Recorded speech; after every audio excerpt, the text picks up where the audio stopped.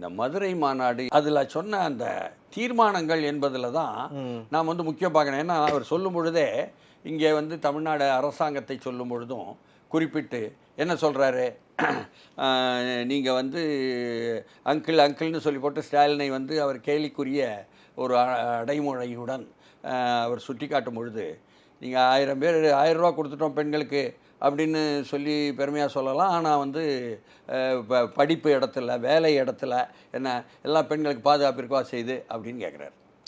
இதுதான் பெண்கள் மத்தியில் உள்ள கவனிக்கக்கூடிய ஒரு விஷயமா இருக்குது. ஏன்னா பெண்கள் வந்து மாநாட்டுக்கு வந்தாங்கன்னா பல 10,000 சொல்கிறாங்க, 1,00,000 வரை சொல்கிறாங்க. இவ்வளவு பெண்கள் வந்திருக்காங்க என்பது ஏன்னா நண்பன்கிறாரு நண்பிங்கிறாரு என்ன. அப்போ அது வந்து ஒரு கவனிக்கத்தக்க விஷயம். ஏன்னா அந்த பெண்கள் வாக்குகளை வைத்துத்தான் திராவிட முன்னேற்ற கழகம் வந்து மேலும் நம்பிக்கையோடு இருக்குது.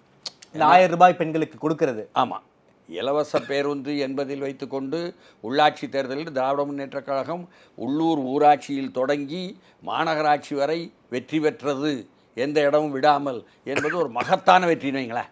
அது பெண்களுடைய பங்களிப்பு என்பது அதில் சிறப்பாக இருந்துச்சு. பிறகு இந்த 1000 ரூபாய் என்பதை எல்லோருக்கும் கொடுக்குறோம், பல லட்சம் பேருக்கு இப்போ விண்ணப்பிக்கிறாங்க கொடுக்குறோம் என்று சொல்வது என்பது அடுத்த கட்டம். அதே போல் மாணவ மாணவிகளுக்குன்னு சொன்னால் இன்னைக்கு வந்து உதவி பெறும் பள்ளிகளுக்கு கூட நாங்கள் விரிவாக்கி இருக்கிறோம் பல லட்சம் பேருக்கு என்று மு.க. ஸ்டாலின் சொல்வது என்பது நல்லதொரு விஷயம், நல்வாழ்வு திட்டம். அதை கொண்டு வரும் பொழுது ஒரு அரசாங்கம் வந்து தாங்கள் அதிகாரத்தில் இருக்கும் பொழுது நற்பெயர் வாங்குவதற்கும் அப்படி செய்யும். இதெல்லாம் அவர்கள் பக்கம் உள்ள ஒரு நியாயங்கள் அல்லது பலங்கள். அப்படின்னா அதை எதிர்த்து இவர் கேட்கக்கூடிய கேள்விகள் என்பதற்குல்ல. இப்போது திமுக பொறுத்தவரை அதிமுக சொன்னார்னா, பழனிசாமி சொன்னார்னா என்ன செஞ்சிருவாங்க, உங்கள் ஆட்சியில் ஊழல் இல்லையா, உங்கள் ஆட்சியில் அதே இது நடக்கலையா.